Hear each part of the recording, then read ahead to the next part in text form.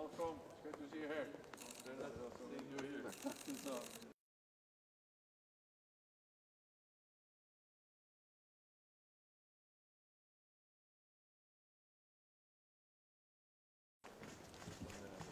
With or without? I think without. You will smile or you are serious? Smile a bit.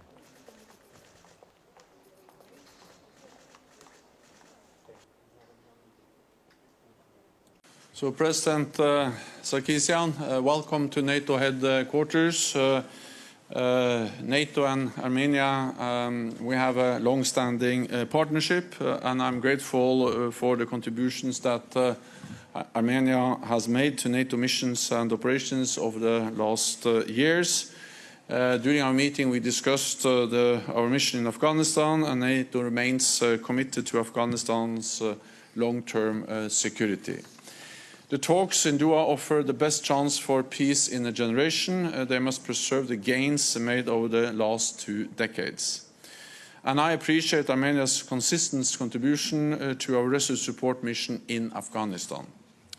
We also addressed the crisis in and around Nagorno-Karabakh. I reminded the President that NATO is not part of this conflict. Both Armenia and Azerbaijan have been valued NATO partners for more than 25 years. NATO is deeply concerned by ongoing violations of the ceasefire, which have caused tragic loss of life.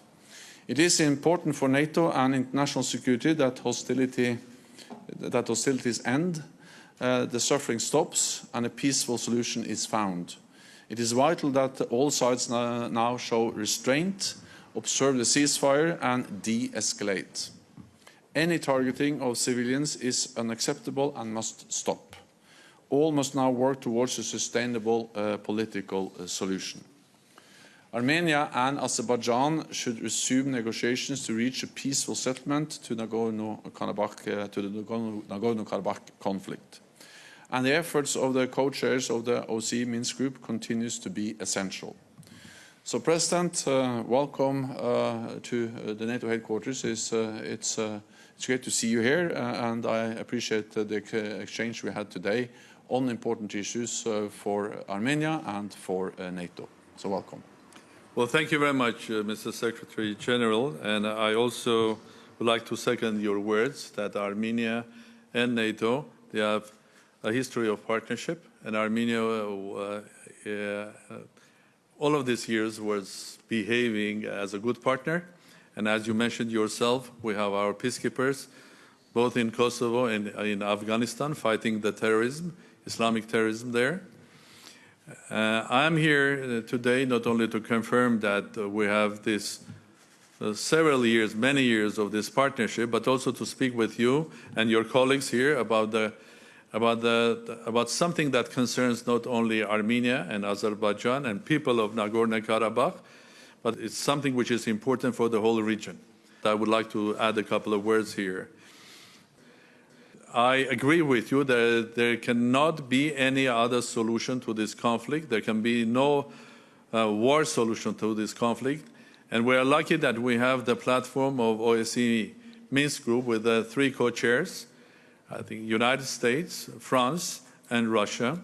And I appreciate all the work of all co-chairs and the presidents of all these 3 countries, and the recent efforts of Russian Federation, President Putin and Minister Lavrov. But unfortunately, neither some 10 days ago or even today, our foreign minister was in Moscow with an anticipation of meeting the Azeri counterpart, but this meeting didn't happen, the trilateral, and we are still seeing the war continues in and around Nagorno-Karabakh, and I agree with you. Any war action and bombing of civilians is completely unacceptable. But I would like to being here in NATO, to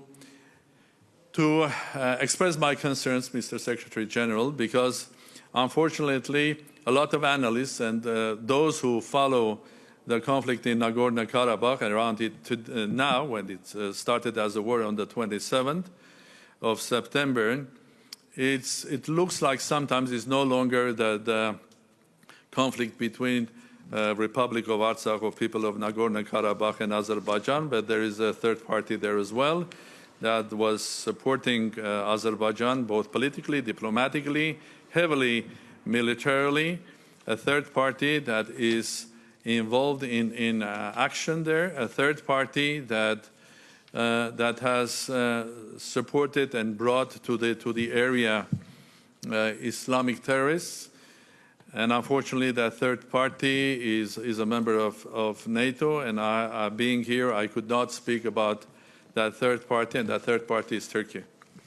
So I do believe that if a NATO member country like Turkey will stop being a part of the conflict and will contribute to the ceasefire and to understanding that there should be a peaceful solution, I do believe that we will reach a ceasefire there, and hopefully after that we can go back to the negotiations at the table of the Minsk group and finally find a peaceful solution to the conflict. Thank you very much again, Mr. Secretary General. And I hope that next time we meet, we'll meet in more peaceful environment, and especially in our region, not only between Nagorno-Karabakh and Azerbaijan and Armenia, because that's an important area in Caucasus and the whole region. Thank you again. Thank you so much.